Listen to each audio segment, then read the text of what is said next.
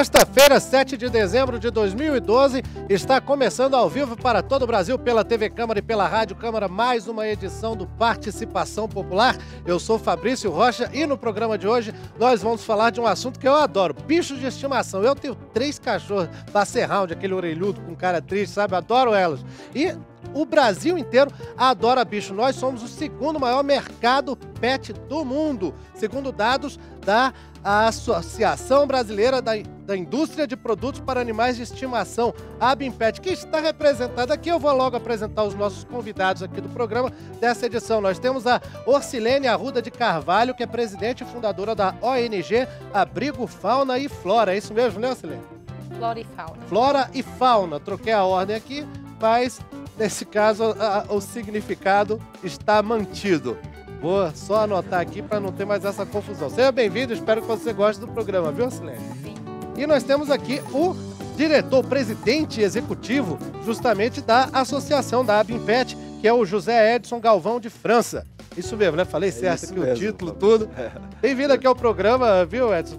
Bem-vindo, espero que goste do Participação Popular e que você ajude a gente a responder as perguntas que você que está nos assistindo vai mandar pra gente, hein? Você está acompanhando o programa pela TV Câmara, pela Rádio Câmara, é só ligar para o 0800 619 619, a ligação é grátis. Você também pode mandar um e-mail para participaçãopopular@câmara.leg.br e se você usa o Twitter, mande uma mensagem para o usuário @participaçãopop. É só você escrever esse título na sua mensagem lá que a gente vai receber aqui, vai colocar na roda para discussão aqui no nosso programa. E nós vamos ter também as opiniões, perguntas das pessoas passando pelo centro de Brasília, que meu amigo Sandro Farias vai chamar a gente para trazer justamente essa participação popular, né, Sandro? Isso aí, Fabrício, mais uma vez, que bom estarmos juntos aqui, sexta-feira, finalzinho de tarde, tá um calor danado aqui hoje em Brasília.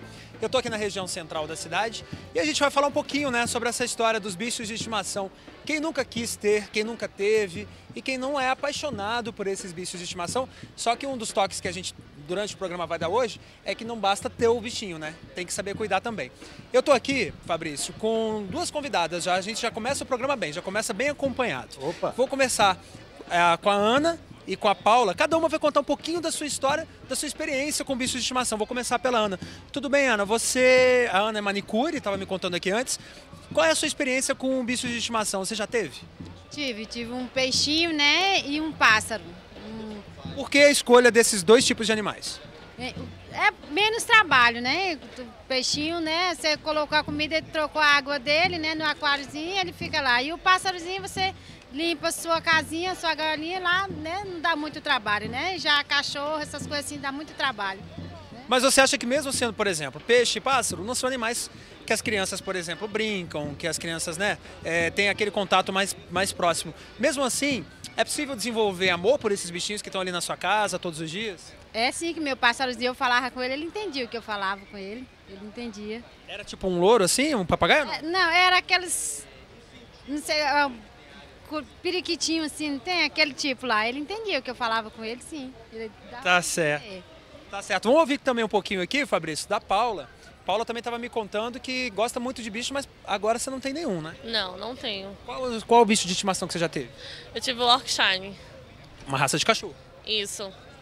Cachorro. Qual foi a experiência? Não tem mais por quê? Assim, foi maravilhoso, porque eles são muito amigos, companheiros. E eu amei ter ele. Mas o que aconteceu? Depois você teve que desfazer? O que aconteceu? Eu morava com a minha tia e ela cuidava dele. E ela deu por causa que ela viajava muito. E ele adoecia, ele não comia, Então, assim, tava meio complicado a gente ficar com ele. Entende?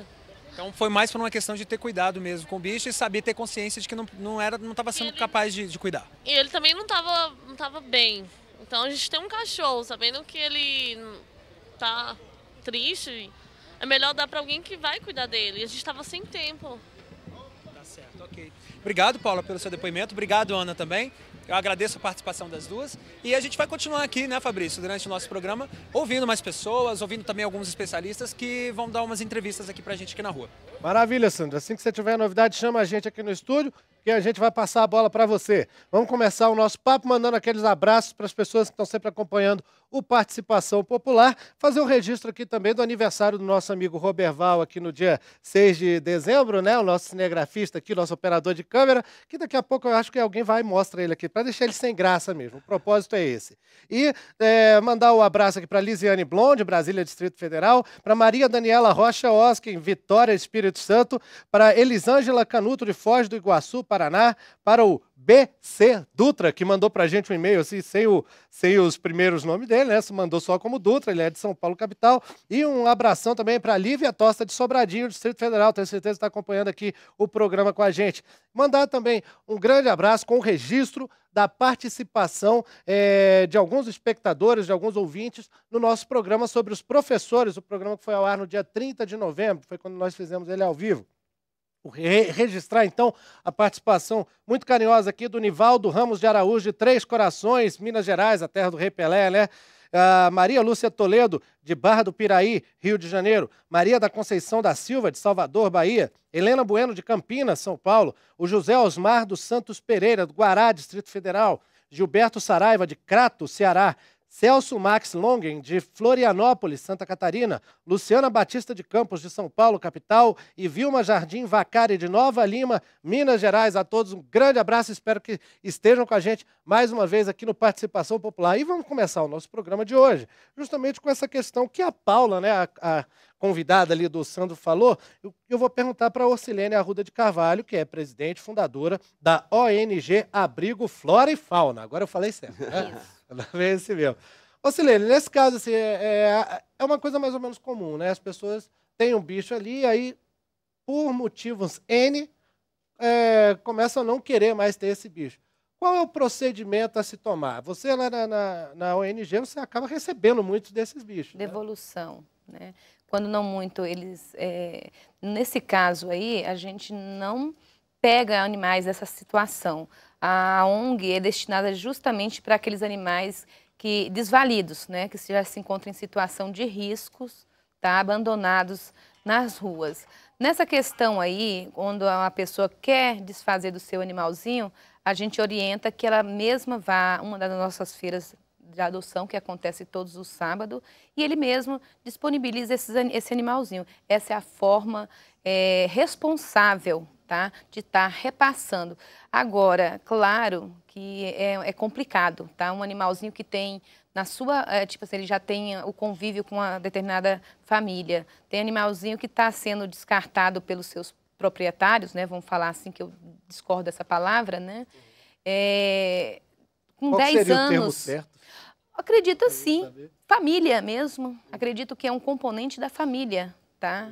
Mas muitos insistem em falar que é proprietário, que é dono. Eu acredito que faz parte da nossa família, um animal, né? Um animalzinho que vive 12 anos, 14, 15, 20 anos, quer dizer, é integrante da família. Tá? Agora, ele, como tal, ele acaba já pegando alguns costumes e tal, né? Com a família original. Exatamente. Aí o que acontece? O que acarreta, né? Muitas pessoas chegam até a gente querendo disponibilizar esse animal com 14 anos.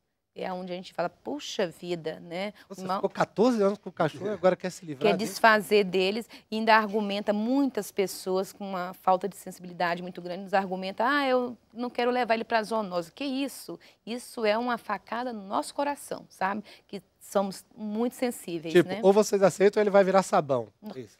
Terrível, né? Então, aí a gente, tudo bem, nesses casos aí é um caso muito à parte, né? É muito triste. Mas um animalzinho que mesmo assim ele vive 2 anos com a pessoa e ela quer disponibilizar deles, né? Ainda sofre, porque muitas vezes cai a qualidade de vida desse animal, tá? Ele também tem os traumas dele também, tá? Ele fica em depressão, tá? Enfim, é uma série de... Então, não seria recomendado. Seria interessante se a pessoa pudesse refazer, né? Tentar conciliar, tá? Essa questão da vida difícil. Porque o animalzinho, ele tem muito a oferecer para a gente, ele nos auxilia muito mais do que nós, tá? Auxiliamos esse animal. É verdade, né? Agora, José Edson Galvão de França, presidente executivo da Associação Brasileira da Indústria de Produtos para Animais de Estimação. Abimpet. O título é grande, eu só vou falar Abimpet daqui em diante. Mais fácil. Esse caso aí que a Orcilene falou, né? A gente ouve, infelizmente, falar muito de animais que são abandonados até já depois de uma certa idade. Parece que as pessoas se desapegam, perdem o encanto, alguma coisa assim. Agora, isso contrasta com os números que o mercado pet vem obtendo aqui no Brasil, né? Em 2011 foi um faturamento de 12 bilhões e 200 milhões de reais e a previsão para esse ano é que no final de 2012 o mercado tenha tido um crescimento de 13%. O que houve assim? Por que esse crescimento tão grande nos últimos anos desse mercado no Brasil? Fabrício, o Brasil hoje é o segundo maior mercado do mundo em faturamento, né? Perde para os Estados Unidos apenas. Ele é composto por mais de 100 milhões de animais. Então, nós estamos falando aí por volta de 36 milhões de cães, por volta de 20 milhões de gatos, por volta de 20 milhões de peixes ornamentais e aves canoras e ornamentais também, por volta de 20 milhões. E os pequenos roedores, pequenos mamíferos, hamster, que são aí os 5 grandes grupos de animais que nós entendemos como de estimação, que pode viver dentro da casa da gente, como a Orcilene colocou, que passa a ser um membro da família mesmo, né? Então, dentro desse foco, a gente entende hoje que tem sim um percentual de abandono, mas mostra também, ou seja, a gente calcula por volta de 10%, principalmente na casa de cães e gatos, que acaba sendo abandonado durante esse período aí da vida do animal de 18 anos, por qualquer uma das razões. Ou seja, entre elas está a que foi citada pela entrevistada, né, que não tinha mais condições de cuidar, mas ela não abandonou, ela procurou uma adoção, né? Agora, o abandono puro e simples, eu entendo que é realmente falta de responsabilidade, é a posse responsável que nós colocamos com o sentido de quem, em determinada fase da vida, resolve ter um animal, ou por ter filho, ou por estar idoso, precisa de companhia, ou por qualquer uma das razões, tem que imaginar o tempo que ele vai ter que despender para esse animal, que passa a conviver com ele, e a gente entende que uma questão cultural também, que isso tende a diminuir. Depende do trabalho aí nosso, o trabalho das ONGs, que prestam um trabalho importante aí para o Brasil, no sentido de que a gente faça igual o americano hoje. O índice de abandono é muito pequeno. Ou seja, por quê? O europeu. Porque realmente quando ele assume, ele sabe que tem todos os cuidados e tem um custo para isso, né? Não só um custo de tempo, mas um custo também para que os cuidados sejam os melhores possíveis, né? É claro. Olha só, teve aqui, logo antes do programa começar, a gente recebeu uma ligação no 0800 619 619 da Rosânia Aparecida da Cruz. Ela é de Minas Gerais, aqui não está aparecendo o nome da cidade, é o interior de Minas Gerais, pelo DDD. Ela fala, eu gostaria que comentassem sobre a necessidade de adoção dos animais domésticos. Há muitos animais abandonados nas ruas. E a Orcilene estava falando exatamente dessa questão das feiras de adoção, né, Orcilene? Isso. Agora, nessas feiras, a gente vê essa questão do abandono dos bichos. E existe muito aquela ideia assim de quando a pessoa vai lá e paga para ter um cachorro, muitas vezes caro, inclusive, ela dá valor para aquilo. E ao passo que muitas vezes ela ganha, quando ela ganha assim, uma doação, se desfaz na maior facilidade. Como lidar com isso nesse processo de adoção? Olha, eu acho que essa questão cai por terra, tá? Porque há muitos animais de raça abandonados. Hoje mesmo, eu recebi um pedido onde a pessoa está querendo doar uma labradora. O motivo mora em casa e vão para um apartamento. E o meu argumento sempre é o mesmo, né? Que nós damos preferência não, o local é destinado somente aos abandonados mesmo, né? Aqueles desvalidos. Ao passo que a gente oferece, a gente nunca deixa a pessoa assim, sem uma solução. A gente pede para ela que vá até as nossas feiras de adoção para tentar doar essa menina, né? No caso, foi essa labradora. Tá? Mas, como eu estou falando, essa questão eu acredito que cai por terra. O valor está sendo quase que, eu acho que nada. Tá? Não é porque paga. Né, na hora de abandonar, na hora de desfazer do animal, não pesa muito em conta, não. Mas há garantia de que a pessoa que está adotando ou pegando cachorro doado, assim, vai cuidar bem? Ninguém sabe quem é que tem estrela na testa. Não tem jeito de Não saber. tem.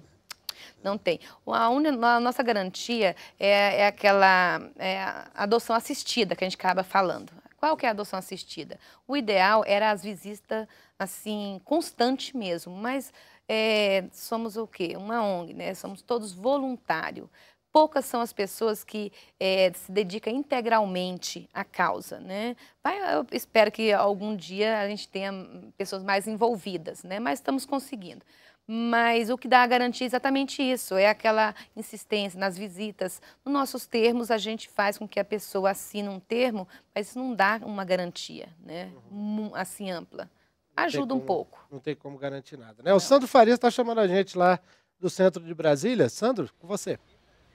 Ô Fabrício, eu estou aqui com a Fernanda Viandel. Ela é veterinária de uma mega pet shop que abriu recentemente aqui em Brasília.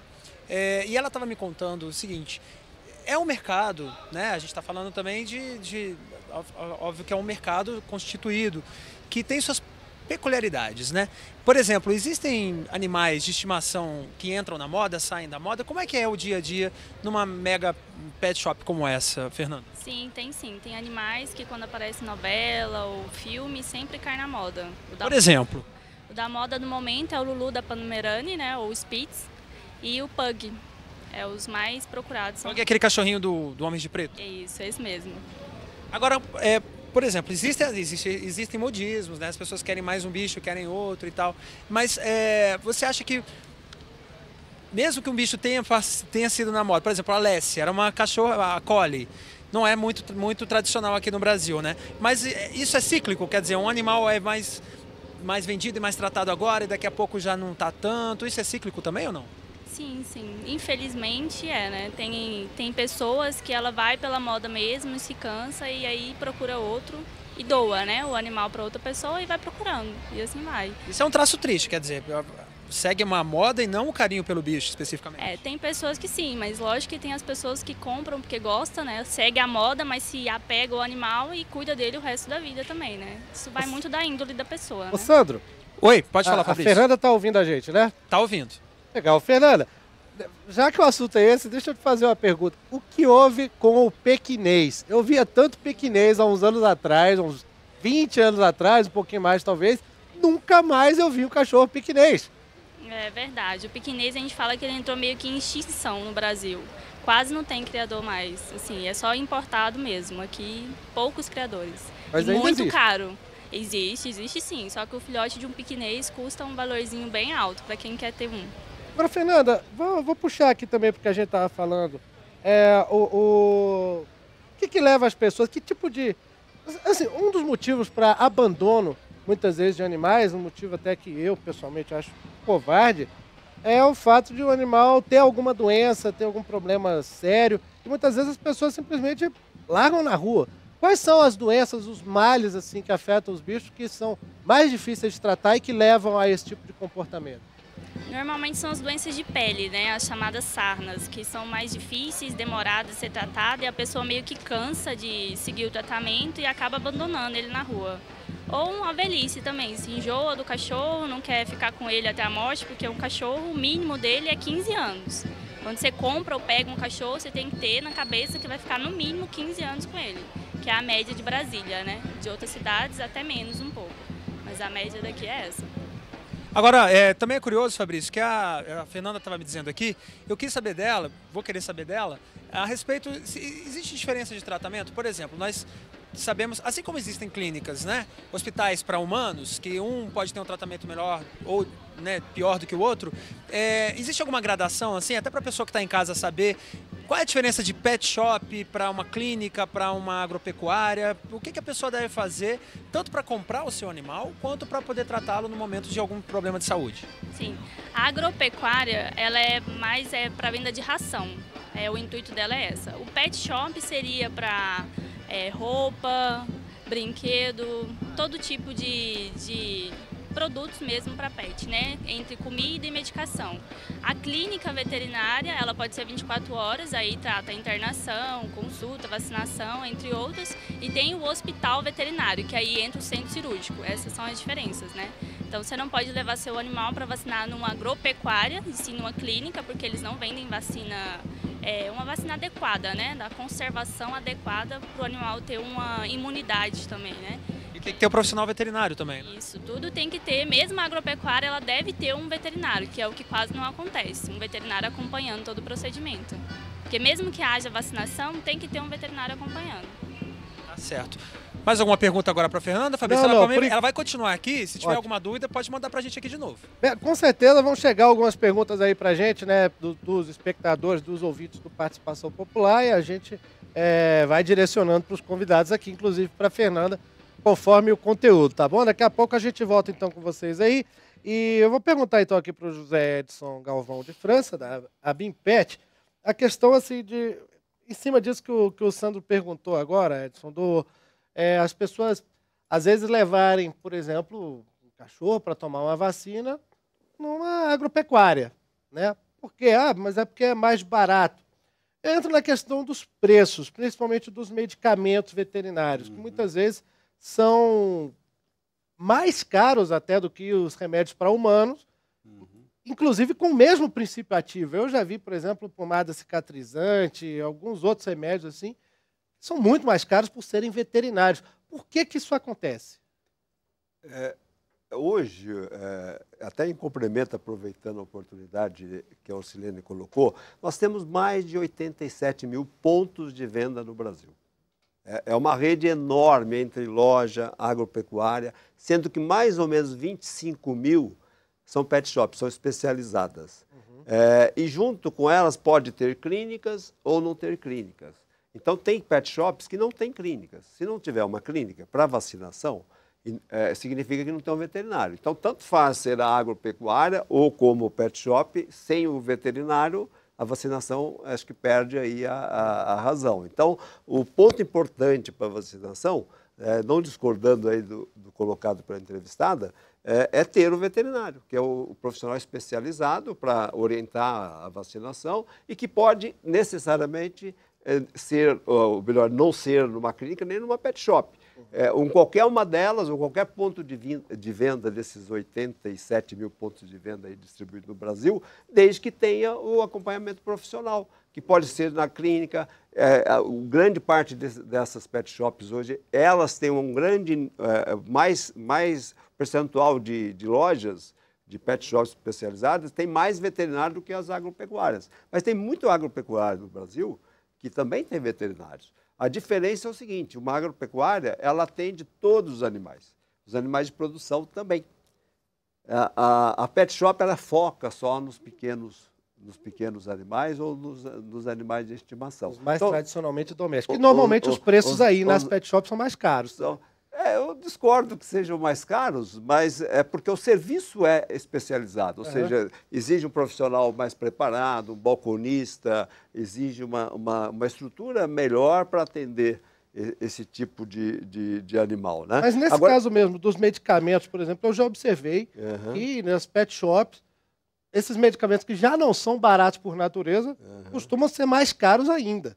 E por que essa variação tão grande? Não é a mesma variação que a gente observa nas farmácias, por exemplo. E por que essa variação tão grande do preço e por que os medicamentos são tão caros aqui?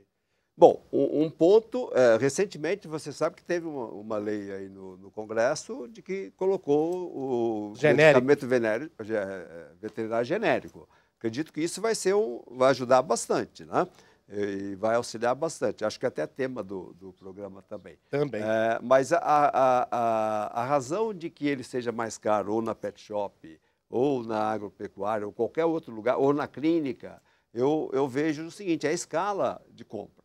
Logicamente, quanto mais movimento que você tem de compra do produto, o preço de venda, né, do fabricante pode ser um pouco menor, um pouco maior. Se você compra uma caixa de remédio, logicamente o frete pesa mais, tem uma série de consequências. Então, eu entendo o produto veterinário no Brasil é caro, a gente precisa comparar com o resto do mundo. Pelo que a gente vê, ele está, as grandes multinacionais do mundo, que são elas que basicamente fornecem os produtos veterinários no Brasil, tem poucas empresas nacionais nesse segmento, enquanto que alimentos já é o contrário, tem bastante empresa nacional, a gente percebe que o custo é semelhante. Então, é questão de aonde que está se comprando, qual é a localização, o volume de utilização desses remédios. Quer dizer, tem pet shop que vende muito, então ele tem um preço melhor. Então, eu acho que a questão de escolha é exercício do direito do consumidor de buscar o preço melhor, né? De comparação mesmo e comparar. Tá? Agora, tem um outro ponto que eu gostaria de complementar também. As lojas, as pet shops hoje e os pontos de venda nossos no Brasil prestam um serviço muito grande de auxílio no encaminhamento de adoção de animais abandonados. As ONGs fazem isso com maestria, porque é o foco deles, mas as lojas hoje, a gente percebe, eu já fui em várias, Brasília, São Paulo, no Brasil inteiro, que a gente atua no Brasil inteiro, onde tem um serviço de recepção, quem quer doar, não encontra um dono adequado, ele entrega na pet shop, eles mantêm o animal vacinado e recoloca, faz um serviço de recolocação. Então, hoje, 87 mil pontos de venda é uma cadeia forte, né, grande. Então, a gente já tem um serviço hoje que já se iniciou aí há um ano atrás, mas ele está sendo intensificado.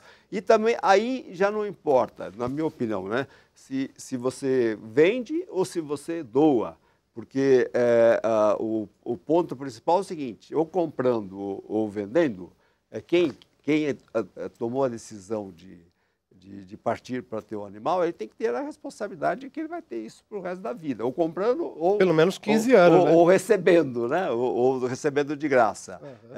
Eu acho que quando compra, também penso assim, quer dizer, quando eu tomo uma decisão e vou comprar e vou pagar por aquilo, é porque realmente eu estou mais disposto, né? De que a coisa vai acontecer. E isso também não significa que quem simplesmente recebe de graça não queira, mas aí tem um ponto, o outro já decidiu que ele quer. Né? E a maioria dos que recebe de graça, ele é meio que convencido a adotar em determinadas circunstâncias, quer dizer, ele não está decidido não partiu dele o negócio. Não partiu dele o negócio. Então, acho que esse é o ponto é um ponto importante. Bom, eu tenho informação de que nós temos na linha aqui do telefone do Participação Popular o deputado César Halum, do PSD de Tocantins. Deputado, está ouvindo a gente? Estou ouvindo, deputado, com muita atenção. Que bom, bem-vindo aqui ao Participação Popular, o senhor que é veterinário, inclusive, né? Eu tenho formação na área de veterinária, embora não esteja muito ativo em função da nova atividade política, mas ainda tenho uma boa convivência na área. Deputado, eu vou começar aqui, eu já tenho duas perguntas que chegaram aqui dos espectadores ouvintes para o senhor, mas eu vou começar com uma outra sobre essa questão dos medicamentos e esse projeto que foi aprovado em junho aqui na Câmara dos Deputados, né, para a criação dos medicamentos genéricos. E existem outros também sobre essa questão dos medicamentos veterinários, né? Tem um projeto de lei, por exemplo, do deputado Ricardo Izar, que também é do partido do senhor, para a venda fracionada dos medicamentos veterinários, enfim. Queria saber se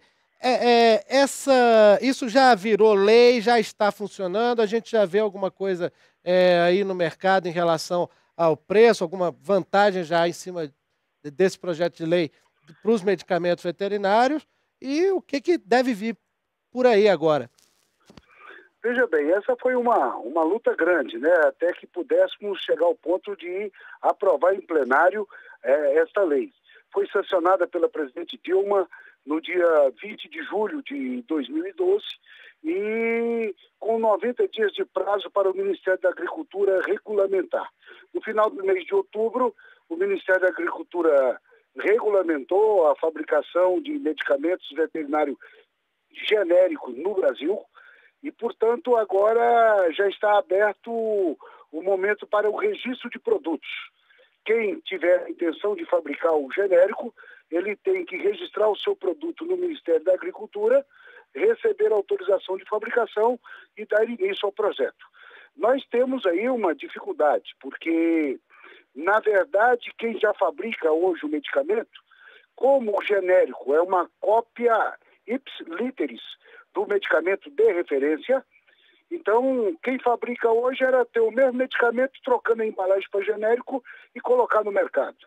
Lógico que quem tem um domínio do mercado, e nessa linha PET, praticamente 100% do mercado brasileiro está na mão de multinacionais, elas não têm nenhum interesse de pegar um medicamento que elas vendem hoje no mercado por R$50 e a partir de amanhã querer vender por 25 em função de uma lei.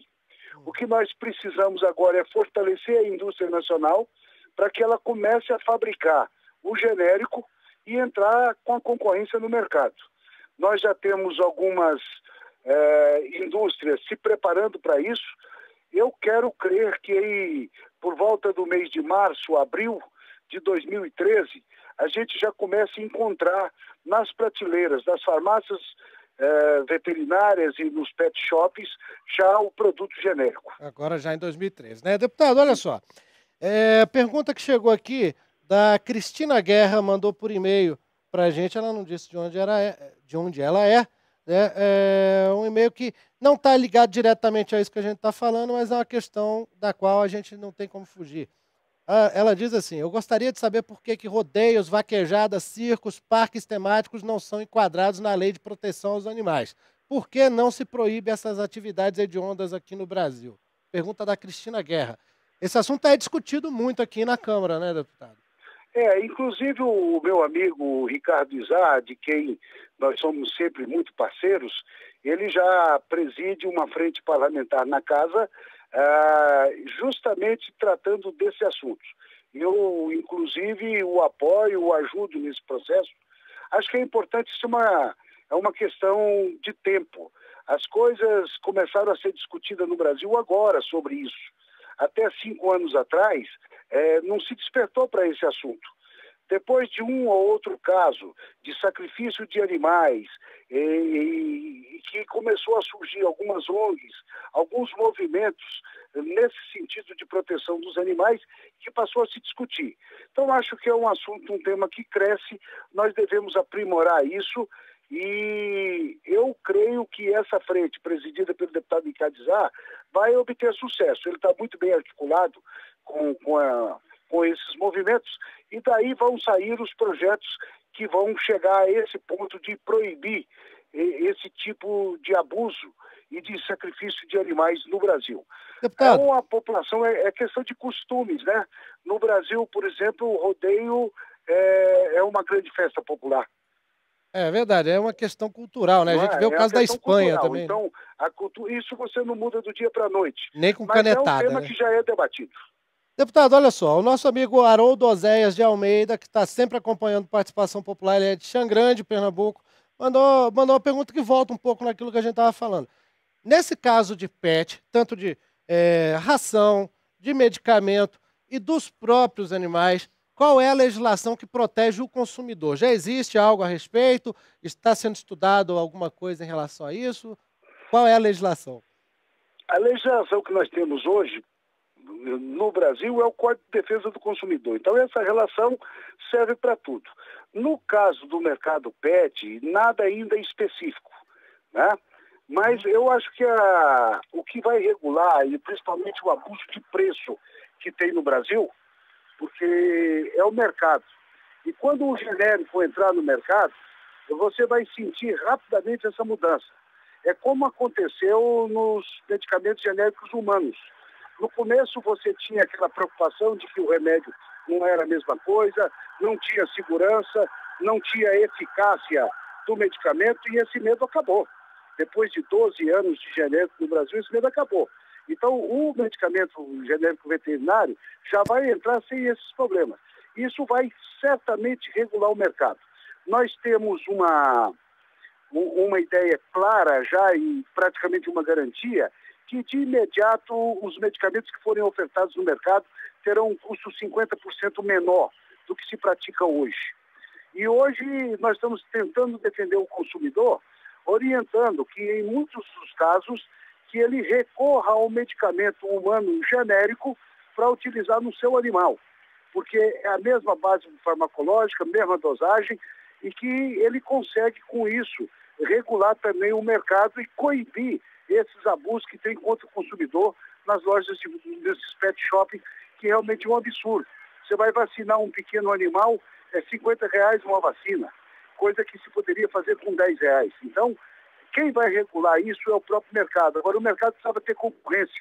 E no Brasil, nós não tínhamos concorrência. As indústrias brasileiras não conseguiam colocar produto no mercado em função da desigualdade de condições com as multinacionais.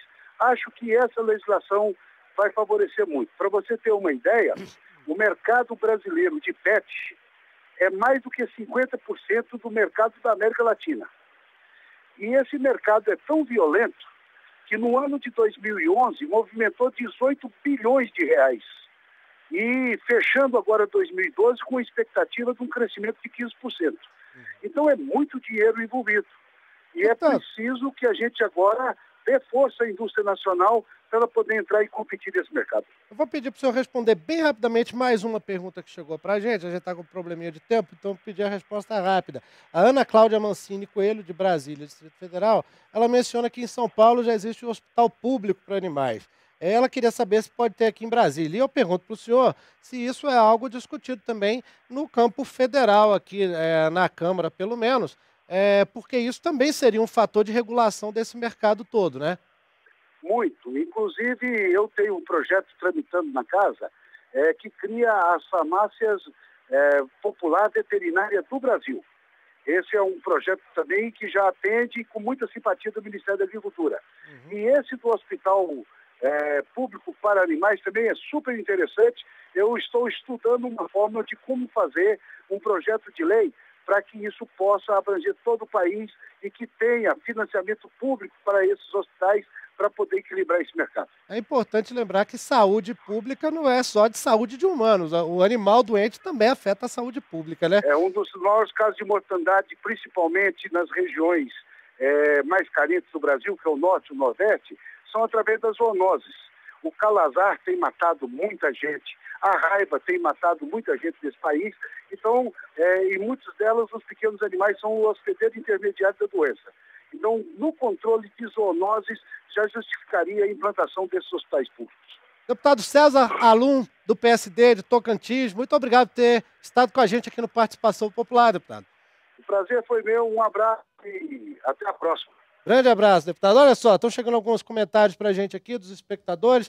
A Thaís Faleiros, de Santa Rosa de Viterbo, São Paulo, conta que tem 3 filhos e um cão da raça Yorkshire. Ele tem sarna negra. Quando peguei, ele pesava apenas meio quilo, estava cheio de carrapatos. As pessoas aconselharam sacrificar o cãozinho. Não dei ouvidos. Hoje ele está com 2 anos e muito bem de saúde. Portanto, acho que todo amor é válido. Está aí, então, a Thaís, né, contando o caso dela. Também tem uma outra mensagem aqui, a Raimunda dos Anjos Silva, da Bahia, também não tem o nome da cidade dela aqui, é do interior da Bahia.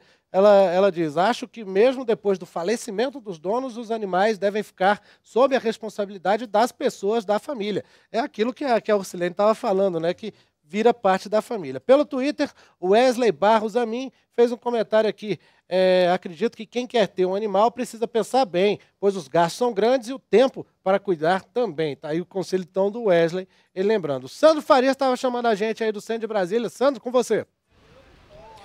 Fabrício, eu estou aqui com o Anderson Vale. O Anderson, ele é biólogo e trabalha com normatização mesmo, com padronização das normas contra maus tratos de animais, né, Anderson? Como é feito esse trabalho? E eu vou já te perguntar também o seguinte, as normas contra maus tratos de animais no Brasil são padronizadas hoje? Ou como é que acontece essas normas aqui? Tá, então olha, Sandro, é importante a gente saber que quando você fala de normas dos direitos dos animais, na verdade, infelizmente eu não concordo com isso, mas os animais não têm direitos. Os animais eles assumem um status mais ou menos como, vamos dizer assim, como os escravos há 200, 300 anos atrás. Os animais são entendidos como coisas, e coisa não vota. E coisa que não vota não tem direito. Então quem tem direito sou eu, são os donos, são as pessoas, né? Infelizmente, as pessoas têm direitos sobre os animais não têm direitos, tá? Então, entendido isso, de os animais não terem direitos, aí a gente começa a conseguir entender um pouquinho mais como que se fundamenta a legislação. Hoje em dia, por exemplo, a lei ela estipula deveres e direitos que as pessoas podem ter com relação aos animais. Então, por exemplo, uma pessoa ela pode ter um cachorro, mas ela não pode depelar esse cachorro vivo. Ela não pode matar esse cachorro a pancadas, ela não pode tacar fogo nesse cachorro. Porém, se o fizer, essa pessoa terá uma pena. E aí vem a questão, a sociedade ela tem interesse que se protejam os animais. Porém, não existe interesse político em se proteger os animais. É diferente. O interesse da sociedade não é representado pelos interesses políticos. Então, maltratar animais, proteger os animais, não existe um interesse político bem estabelecido, bem fundamentado, bem apoiado pela sociedade. Tá? A sociedade tem um interesse. Só uma coisa, existem diferenças assim, de pena para um maltrato, digamos, mais leve e um maltrato mais pesado para os animais, ou é tudo igual? É aí que a gente chega. Então, por exemplo, essa pessoa, se ela queimar um cachorro vivo, ela vai sofrer uma pena. Essa pena é de 6 meses a 1 ano de detenção. Porém, existe uma outra lei que diz que penas menores do que 2 anos, a pessoa não vai presa. É um crime de menor potencial ofensivo. Vira é como se cesta essa pessoa básica. fosse num supermercado, roubasse uma balinha, escondesse dentro da bolsa e saísse. Então queimar um cachorro vivo é a mesma coisa que você roubar uma bala num supermercado. E... Fabrício, que é meu colega ali no estúdio, estava dizendo que vira cesta básica ou serviço comunitário, é isso, a pessoa não vai presa. Na verdade, a própria polícia não age, porque a polícia sabe que se ela for lá e perder o tempo, pegar o cara, descobrir quem é a pessoa, todo o trabalho policial, levar esse cara para a delegacia, o delegado vai dizer, olha, eu não consigo ter uma tipificação, enquadramento, vai preencher um termo circunstanciado e vou liberar. Mesmo que o delegado quisesse, não é uma vontade do delegado, não é uma vontade dos agentes de polícia, dos agentes ambientais, é porque você não tem respaldo legal. Se o delegado fizesse, o promotor de Ministério Público não ia ter respaldo para tocar isso. Se isso quando chega até um juiz, então depois de uma longa trajetória, aí o juiz vê 6 meses, 1 ano de detenção, olha, vamos fazer o seguinte, você paga uma cesta básica e vira transação penal e não dá em nada. Então aqueles casos, por exemplo, da mulher lá em Formosa, a enfermeira que espancou o cachorro, não vai dar em nada. O caso do cara que, lá em São Paulo, que arrastou um bezerro vivo pela cidade de São Paulo, não vai dar em nada. Aqueles meninos e meninas que pegaram e arremessaram um cachorro de cima do prédio, não vai dar em nada. Quer dizer, todas essas crueldades acabam ficando num limbo jurídico, digamos assim, né? Queria saber de você uma coisa, a pessoa, qual o recurso, a pessoa, sei lá, vê que o vizinho está maltratando ou alguém... Como é que você denuncia isso? Tá. A pessoa ela tem 2 caminhos. Ela pode entrar em contato com a esfera administrativa, então, por exemplo, o IBAMA, 0800 61 80 80, ou ela pode entrar diretamente em contato com a polícia, que quem de fato vai estar resolvendo a situação, pelo 190, comunicar que está tendo um crime, e a polícia, nesse caso, é obrigada a agir. Né? Ela vai fazer o possível dentro do limite, dentro do que a lei permite, para sanar os maus tratos. Só que aí você tem toda uma complexidade também administrativa. Esse cachorro vai ser apreendido, com quem ele vai ficar? Essa pessoa tem que ser penalizada administrativamente. Os órgãos ambientais, na maioria das vezes, não são comunicados. Então, isso vai caminhar por todo um trâmite administrativo e jurídico que não vai realmente, não vai ser eficiente, eficaz para você coibir as práticas. E alguém que não maltrata diretamente, mas abandona, porque não deixa de ser um maltrato também. Existe algum tipo de pena para essa pessoa ou não? A gente tem outro problema na legislação, que ela não tipifica exatamente o que é maltratar. Então, por exemplo, se você bate num animal, você está maltratando. Agora, se você o abandona, isso daí você consegue forçar um pouco e ter um entendimento que, olha, você era responsável pelo animal e você o abandonou. Mas aí a pessoa não tem uma obrigatoriedade de ter uma posse responsável, né? O Anderson, dá para ver que o Anderson é bem apaixonado pelo assunto, viu, Fabrício? Uhum. Eu quero saber É uma pena que a gente não tenha tempo no programa para estender realmente a conversa, porque ele apontou umas questões interessantes aí, né, Sandro? Exatamente. Infelizmente eu vou ter que cortar aqui rapidinho, porque a gente já tá com o tempo meio estourando. E em cima disso mesmo que o Anderson estava falando, a Jaqueline Lima, de Brasília, pelo Twitter, falou aqui pra gente que a polícia não age mesmo, os animais são tratados como coisa. E ela faz uma revelação interessante que eu vou jogar em discussão aqui para a gente já encaminhar para o fim do programa.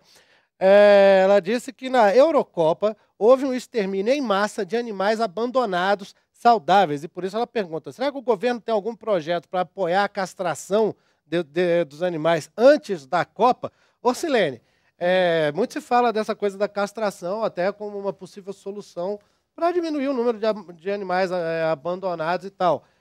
Você sabe se existe alguma discussão a respeito disso e qual a sua opinião a respeito dessa castração em massa dos animais abandonados? Bem, nós trabalhamos com essa realidade, né? O abrigo Flora e Fauna só disponibiliza animais castrados, tá? Porque somos sabedores, né? Acredito eu, tá? Que essa é a única solução, tá? Para esse descontrole, né? Essa procriação desenfreada, tá? Eu desconheço, né? A gente vê rumores de falar, né, em mutirões de castração, tá? Mas sempre parte, né, de ONGs, parte de profissionais que desempenham esse trabalho, né? Mas o projeto do governo eu não sei ainda, não tenho conhecimento ainda. Uhum. Tá? Olha só, vou perguntar aqui o Sandro ainda está com a Fernanda Viandel lá com ele? Será que o Sandro já dispensou, né? Não, porque chegou uma pergunta aqui que a gente poderia até jogar para a Fernanda, mas a Fernanda já não está lá com o Sandro mais. Eu vou perguntar então aqui para o José Edson da Abimpet a questão dos cuidados que a pessoa deve ter. Eu não sei se isso é realmente da área de vocês, Edson, mas assim, quais cuidados que as pessoas precisam ter na hora de comprar um animal de estimação, na hora de escolher um bichinho, que seja dado, seja uma doação, seja uma adoção, exatamente. Quais são o que a pessoa precisa observar para não comprar algo que vai dar mais trabalho, vai dar problema depois e que eventualmente acaba até levando ao abandono? Eu só queria aproveitar o gancho aí das perguntas e colocar uma coisa antes de fazer essa resposta para você. Bem rapidinho. A questão do crescimento de animais de estimação no Brasil e no mundo, que a gente percebe que isso vem se estendendo, é uma questão da valorização da relação homem-animal. Ou seja, nós não falamos ainda, não se tocou, por isso que eu acho que é importante, até para responder a questão da castração, quando você decide ter um animal hoje, você vê os benefícios que ele traz para você na relação. Ou seja, não é só companhia, tem lazer, tem a questão de terapia hoje, que você usa animais para terapia, tem a questão do cão guia, que tem milhões aí sendo ajudado por eles, tem a questão do cão de trabalho especial, que é o caso usado pela Polícia Militar. Então, a decisão hoje de ter um animal de estimação está muito mais da valorização desses benefícios do relacionamento homem-animal. Então, dentro desse ponto, nós entendemos que a castração ela não é uma solução para o caso, porque não deixa de ser uma violência contra o animal, né?